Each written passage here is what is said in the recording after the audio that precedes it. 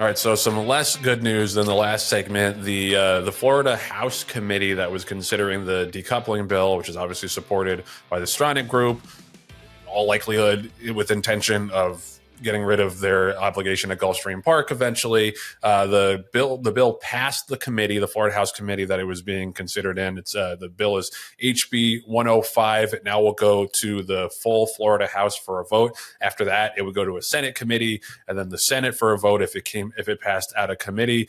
The bill is sponsored by Republican Adam Anderson, and there were some interesting quotes in the story between him and some of the representatives that were asking like what is to become of Florida racing if this bill passes. There were some changes to the bill made, some like minor concessions, if you can call them that. There's a provision that tracks must continue to race until 2030 if the decoupling bill passes, because if the Stronach Group or anybody else running a racetrack intends to close the tracks, they have to give the state a 3-year notice, and that notice can't be submitted before July 1st, 2027. So is that just a little ride on the Titanic, as some of the opponents of the bill has said, or is this enough time for the state and the racing business in Florida to come up with alternatives? I don't know. I leave this to Jon mostly because he and the TRI have organized around this and done a good job, battling it. But obviously, there's still more work to be done. Jon, where are we at? Where do we go from here? Well, Joe, yesterday's vote wasn't a shock. Okay, we knew from speaking to the insiders and our lobbyists and the people in the know that if everyone voted according to their party lines, that this would be the effect. What was surprising were a couple of things. And again, you can go onto the Florida House website and actually listen to the entire hearing. And I think it's worth doing so because there were 20 or so speakers that were against decoupling, ranging from Hall of Fame trainer Mark Cassey to Tommy Ventura, who runs OBS, to veterinarians, to horsemen, to breeders, to kids who are third generation, fourth generation horse people that want the industry to continue to live on in Florida, and they were impassioned with their pleas as far as this isn't just a matter of decoupling a racetrack so they can build a bigger casino. This is basically a death knell for Florida racing and Florida breeding. And I think that I'm not going to go through all 32 pages of the bill because it's going to put everyone to sleep. But there are some important talking points that I think that our listeners should understand. Number one is that, in no particular order, and number one is that basically what this bill is asking to do is to divorce themselves from horse racing. And the whole point of allowing the first group to have slot machines in the first place was with the provision that they would offer live racing. So basically what they're saying is, okay, well, this deal, horse racing, got us to the dance. Now that we're at the dance, we're going to pick a prettier partner to go home with. Is basically what they're trying to do. They're trying to divorce themselves of our industry. Number two is that, and this is in the amendments portion that's different from the first bill to the one that was voted on yesterday, is that basically they are trying to kill off altogether the Florida Thoroughbred Breeders and Owners Association, the FTBOA. They're basically saying there's no need for it anymore, that the FTBOA has done nothing good with any of the monies that have come in. So not only do we want to eliminate this private entity, the Florida Thoroughbred Breeders and Owners Association, we want to have Congress allow us to take their money that's been unused and use it for whatever reasons we want to. So they're looking for Congress to eliminate a private business, take their money out of their coffers, whether it was from the state or just monies that they've raised over the years, and give it to First Group to use as they please. I mean, that to me was a huge thing that is being asked, within this bill. They're also putting in there that they don't want to have to talk to the horsemen anymore, that basically, we're exempt from any requirement of any agreement whatsoever with the horsemen, which right now they currently have to talk to the horsemen about things like purses and races and condition books, things like that. And Joe, the other thing is that if all these rules that we're putting into place, including like we can't have another competitor within a certain window of time. We can't have another competitor within a certain radius. We can't have another competitor, with unless they have two different track surveys. I mean, all these asinine, exclusions in there. But if for some reason we missed, screwing everybody, or didn't ask for something that we can't see coming down the pike, we can. This is on line 252. We may adopt "quote unquote" emergency rules, which basically allow us to say, okay, we can do whatever the hell we want. So it's like, on so many levels, they're trying to railroad and basically made it known that they don't want to race. The writer of the bill, who really is first, I mean, for all intents and purposes, the writer of the bill also put in there that, well, we're giving you a carrot because we're going to say that we need to, if we don't want to race anymore, we have to give you notice by July of 27, and that we can't cancel racing until July of 2030.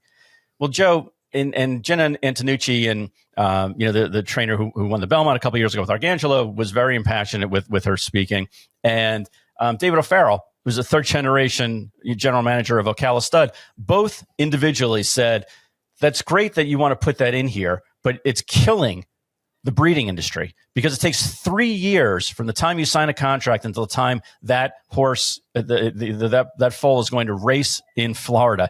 It takes a 3-year investment. So if you're saying to us, we're only going to guarantee that we're going to be racing for 5 more years, well, then who in their right mind is going to invest to have Florida breds?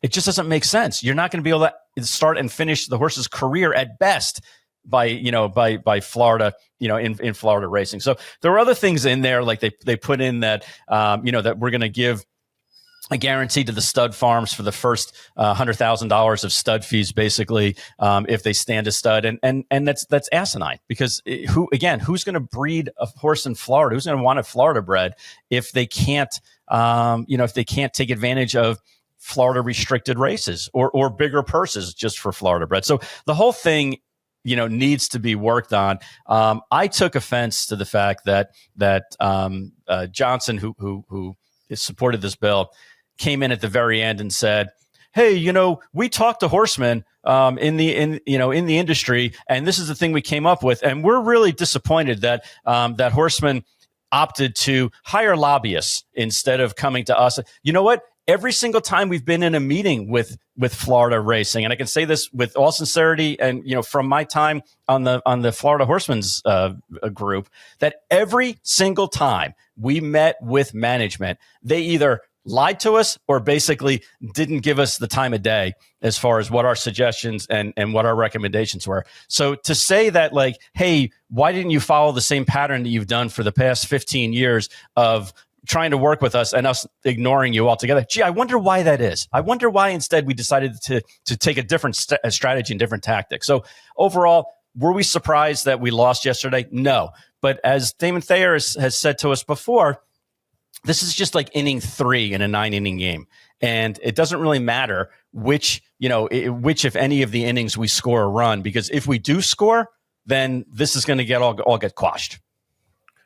Interesting perspective. I saw that they also put in a clause that allows first or any operator to transfer the racing license somewhere else, right? If like quote unquote, like it works better for their business model.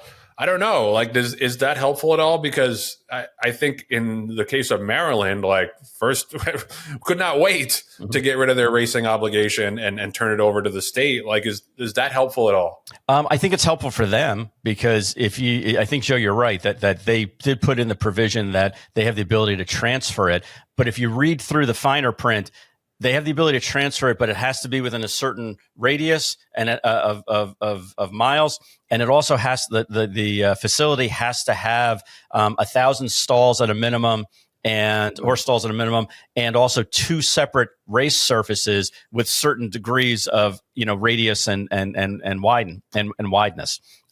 So when you look at how that is, either it's going to cost somebody like $100 million to build that somewhere in Florida, or it's only Palmettos. And guess who owns Palmettos? Yeah. So it's a self-fulfilling prophecy. I mean, these guys aren't dumb. They're not stupid. I mean, they're very, very, practical and calculating, I guess is a better word for it, as far as how they're wording things in the bill. But what needs to be done, aside from the 20-something people that did show up yesterday and spoke spoke against decoupling, is that people need to continue to rally together. And that's been one of the huge takeaways and positives that I've seen, Joe, is that, when we called on horsemen in Florida, whether it was owners, trainers, breeders, they came in, they pledged support and money. When we then expanded our net and talked to some of the stallion farms in Kentucky, some of the consigners in Kentucky, some of the breeders in Kentucky, we got an overwhelming sense of interest, people participating, not only with their skill sets and their relationships, but also by making contributions. So I think that's going to need to be the norm, is that we continue to come together and fight against this, because it has ripple effects, not just in Florida, but all throughout the industry. And I think that's been the thing that everyone in the industry has sat up and take notice, is that this isn't the first time that First has gone through this process. I mean, they basically, for all intents and purposes, shit-canned Maryland racing. They're doing the same in Santa Anita, and now Florida is just next on their agenda as far as how to make it better for them. So, again, I would recommend for our listeners at home to at least look at the thoroughbredracinginitiative.com website.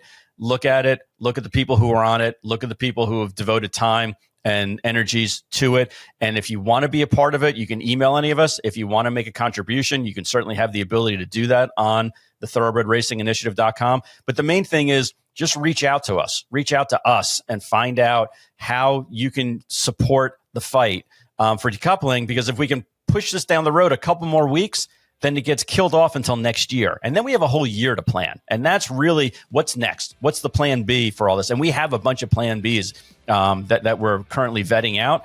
But boy, would it be nice to have even more people throw their interests and their thoughts in the ring, because unlike First, we want to hear from everybody.